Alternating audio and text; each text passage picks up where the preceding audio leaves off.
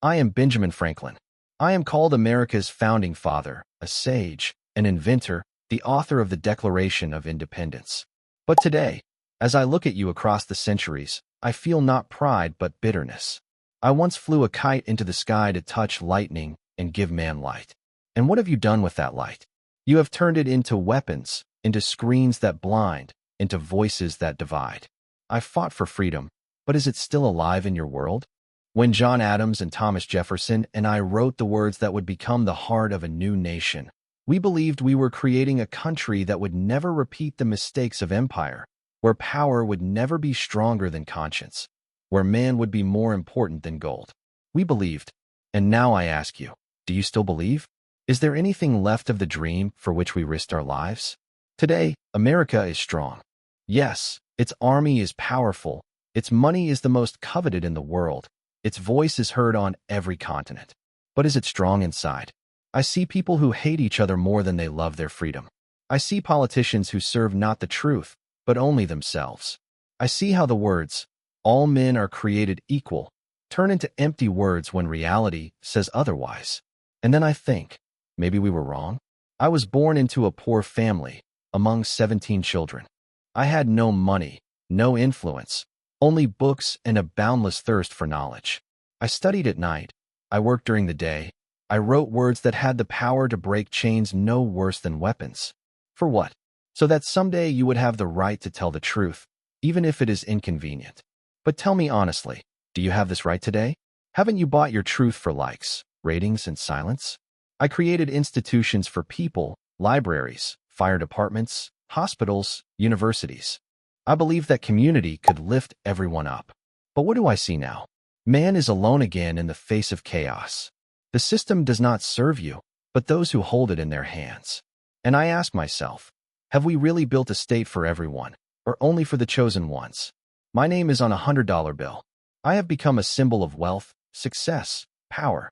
But is that really what I live for? Is all my work reduced to a face on a piece of paper that is passed from hand to hand?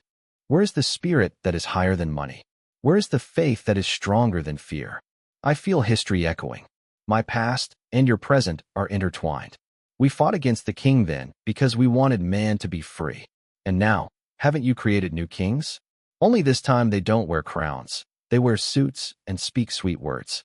We wrote the Constitution to protect you, and you have learned to deceive it. Tell me, is this freedom? I regret it. I regret that I did not foresee how easily ideals can become illusions. I regret that my descendants sometimes value power more than truth. And yet I cannot resign myself. For I see the fire in the hearts of those who still believe. And I ask you, are you ready to rekindle that fire? Are you ready to give America its soul back? This is my story. This is the story of Benjamin Franklin. And before you hear how a poor boy became one of the founders of a new nation, remember this. Everything I've done so that you can live better. But are you living better? Or just more comfortably? And if you don't find the answer now, search with me in my past. Because perhaps only there lies the future we all still hope for. You look at America today and think, it's always been so great. But I remember it differently. I remember the cramped cabin in Boston, the smell of wax and soot, my father's hands, day and night, pouring candles so that people would have a little light in the dark. Is it funny that I, the son of a candle maker, should once have looked up at the lightning and tried to touch the sky itself? But back then, in 1706, I was just another hungry mouth in a family of 17 children. And I asked myself, can a poor child dream of anything more? School ended for me before it started. There was no money. I only learned to read and write a little. And you know what? It saved me. Because the world was not opened to me by teachers, but by books. I borrowed them from neighbors, hid at night with a candle, and devoured the pages as if my life depended on them. And it really did. Because knowledge became my weapon. I realized, if I can't have power or gold, I can have ideas. And ideas change more than armies. Now tell me, do you believe in the power of an idea today? Have you turned it into a product that is advertised on social media? Is your truth not being sold for likes and ratings? At 13, I became an apprentice in my brother's printing shop. I was tired, my hands shook from the heavy presses, the ink was getting into my skin. But along with the ink, I was getting another taste, the taste of freedom. Because what is a printing shop? It is a place where words are born, and words are more powerful than bullets. I felt this when I began to secretly write my first articles. I signed them with the name Silence Do Good and threw them under the door of the printing shop.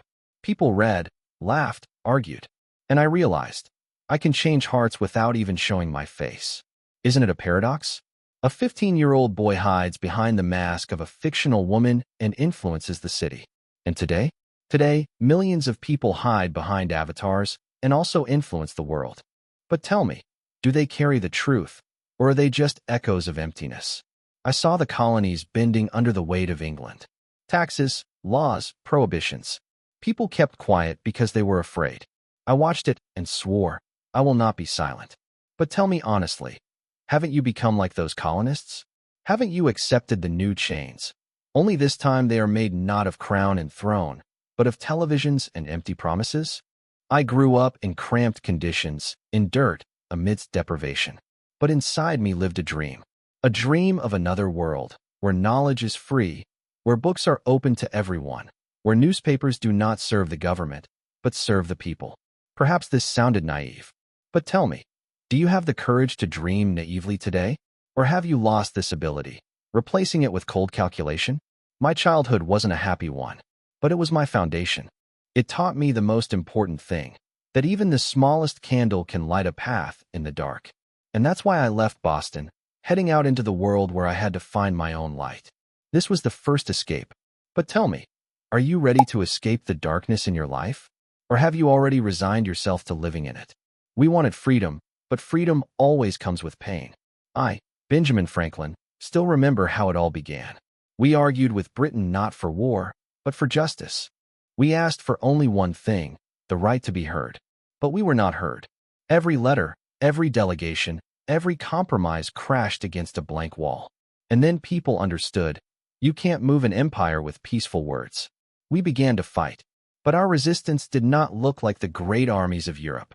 We did not have disciplined battalions and expensive uniforms. We did not have ships that ruled the seas. We had only peasants with guns, farmers who put down the plow and took up the musket. Our strength was the land on which we were born, and the desire to die free, not live as slaves. When the British pushed their columns through the narrow roads, we waited for them in ambush. We shot from behind the trees, attacked suddenly, and disappeared so quickly that the enemy did not even know where we were. They laughed at us, called us savages because we did not fight according to European rules. But those savages made the strongest army in the world drown in the swamps and forests of the New World. I saw young boys leave their homes and go to war without weapons, hoping only to find a musket or even an old pistol somewhere. I saw mothers who gave their last piece of bread not to their children, but to the soldiers, because they believed that this fight was for the future of all children. And I saw how even the cold winters did not break our spirit. At Valley Forge, when Washington's poor soldiers walked barefoot in the snow, leaving bloody tracks, they still got up every morning to train and prepare for new battles. We fought not only with weapons, we fought with words. Thomas Paine's pamphlets spread through the colonies like fire through dry grass. Common sense, he said, and people believed that this sense was really in each of us. Printing presses became our cannons. Words are bullets, and they hit no worse than rifles. I knew this war would destroy hundreds of lives. I knew it would consume entire generations. But I also knew that if we didn't do this now, we would never be able to call ourselves a nation. And though my doubts tormented me at night, by day I saw the eyes of those who went to battle. They shone with a faith that I could no longer extinguish. That's how we fought, without fortresses and fleets, but with heart and audacity. And every small victory, every retreat, every sacrifice became a brick in the wall we built against the empire. I often asked myself, was it worth all this pain? And then I remembered that we were fighting not only for ourselves, but for those who would come after us. Left my native America not only with a musket in my hand, but also with paper, ink, and an unshakable faith in victory. When I set foot on French soil, my task was simple in words, but incredibly dangerous: to persuade the richest and most influential country in the world to support the small colonies against the mighty Britain. Could I have imagined that I would have to fight not only on the battlefield, but also in the salons of Paris, amidst the aromas of perfume and diplomatic intrigue, I immediately realized that the French would not believe us just like that. They looked at us like children trying to take a toy away from adults. I had to laugh, say hello, play the role of a cheerful American inventor, and inside I prayed that our tiny efforts would not crumble like sand through my fingers. I learned the language of diplomacy. Every word mattered. Every gesture could change history. And then I started using everything I could. My humor, my authority in the scientific world, my little inventions that fascinated the French. I was invited to demonstrate an experiment with a kite, and I demonstrated it. Imagine, a simple boy from Boston stands before the court elite, and a bolt of lightning seems to speak for him. America is alive. America is smart. America is trustworthy. It worked. France agreed to help. She gave us money, troops, ships. Without this support, our revolution would have been doomed to failure. I often asked myself, would I have believed in success if I had stayed in America? And then I understood. Victory is not only in courage, but also in the ability to persuade, to negotiate, to risk words in the same way that I had previously risked my life on the battlefield. But France was not just a friend.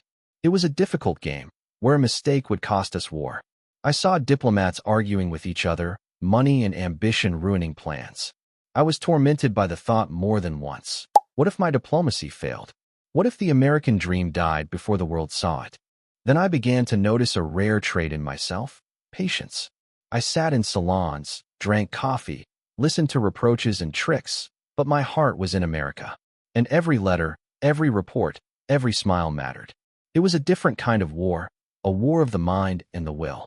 And so I ask you, can you fight today, not just with your fists or your words, but with your heart and your mind, when the whole world looks at you with doubt? Can you, like us, make the impossible possible, even when the chance of success seems slim? We won, France supported us, and the colonies gained independence. But even in the triumph, I felt anxious. Would America remain what we had dreamed it would be? Would our freedom turn into a game of power, money, and ambition?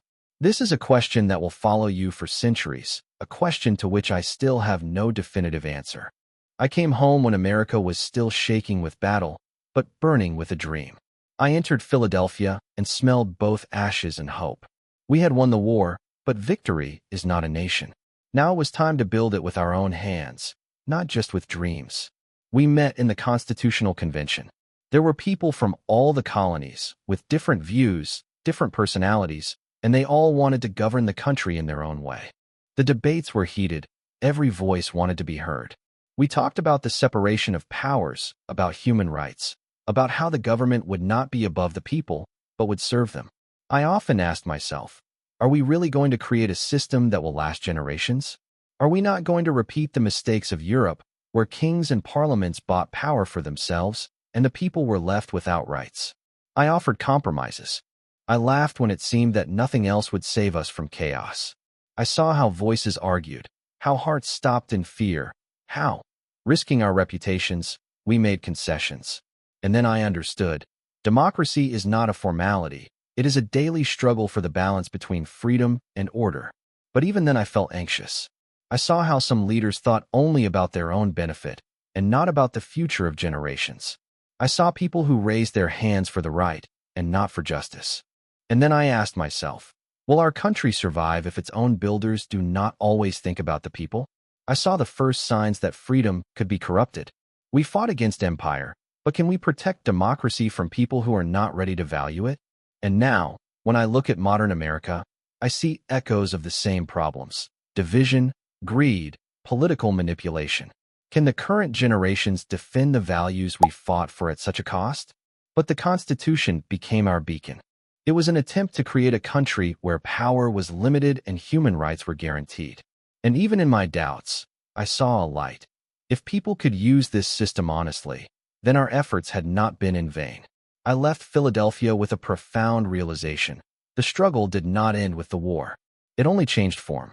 And I ask you, can you defend democracy today, when not only the country but also the future of your children is at stake? Or will you give freedom to greed and fear?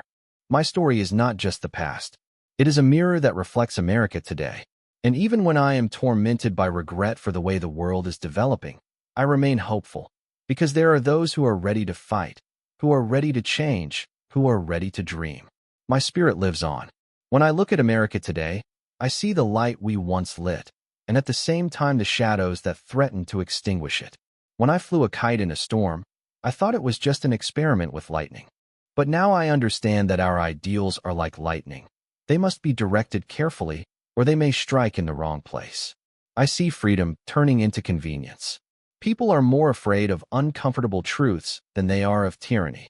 They seek comfort, likes, ratings, but forget that true democracy requires participation, struggle, even discomfort. And then I ask myself, have we truly raised a generation capable of carrying the torch of freedom, or have we only learned to use it as an ornament? I think of my inventions, my experiments, my first letters to newspapers. I thought, knowledge and truth are the keys to a better world. And today, information flies in an instant. But does it bring wisdom or only chaos? Anyone can say anything, and everyone can agree or disagree, but rarely does anyone seek the truth. Is this the America we dreamed of? I also recall the diplomatic successes in France that saved our revolution. We risked everything then, but we believed that persuading people was as important as fighting with weapons. Today, diplomacy often seems forgotten. Can you convince the modern world when votes are bought and truth is lost in the noise? But I also see hope.